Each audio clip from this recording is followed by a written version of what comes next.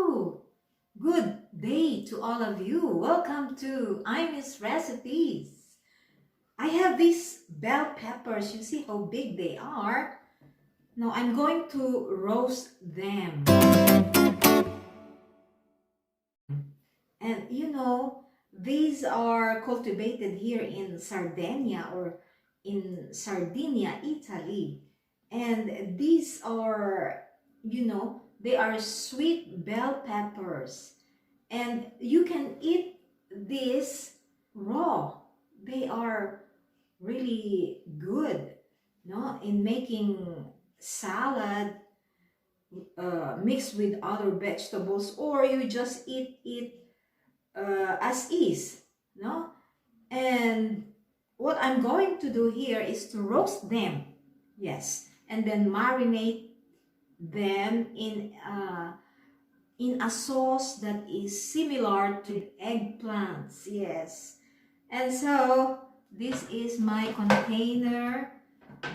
I'll put them here and to cook them until they are tender in the oven. So this is the result. They are done already. You see this, there is liquid. This is water from the peppers, bell peppers. Now I am going to peel them.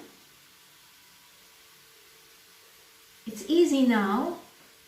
It's easy to peel them. Look. This one. It's very easy. No?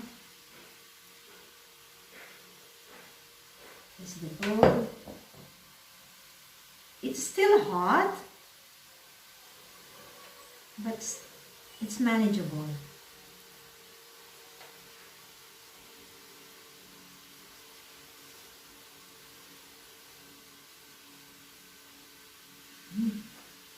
Oops. Wait.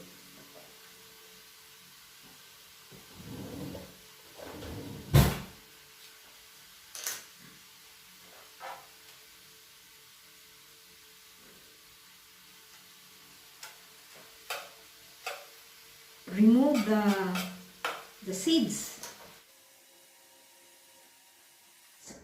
The sauce that will be used to marinate these bell peppers, roasted bell peppers. So I need vinegar, yes, vinegar, just a little. Then salt,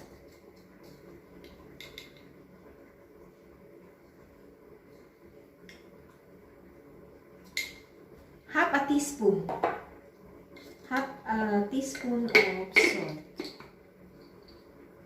and then a little sugar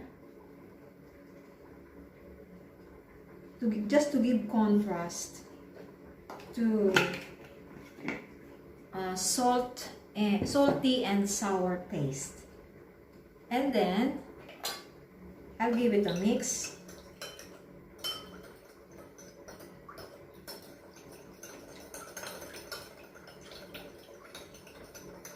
And then abundant olive oil.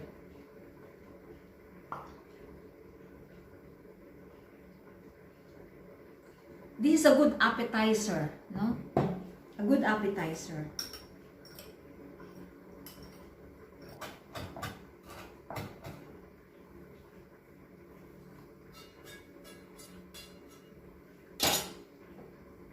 And then I'll mix it here. Mix, mix, mix. I will line up here like this. Okay. It should be strips like this, huh? Yeah. Season the bell pepper strips with the mixture layer after layer. So, ayan.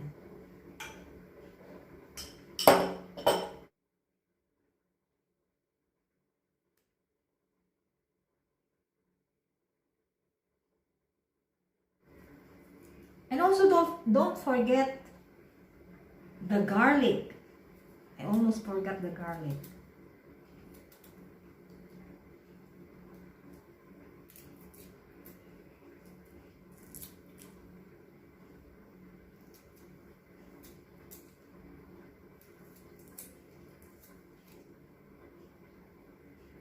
Okay. Just immerse this sliced garlic, and they will give aroma to the sauce. Good flavor.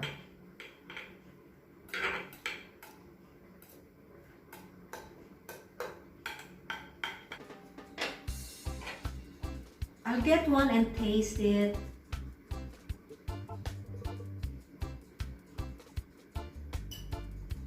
This one.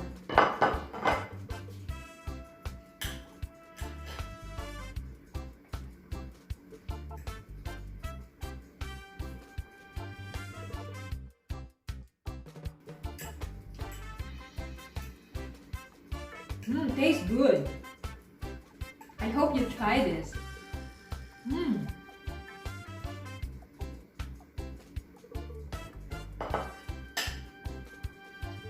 Really good. As an appetizer. Try it. That's all. Thanks for watching.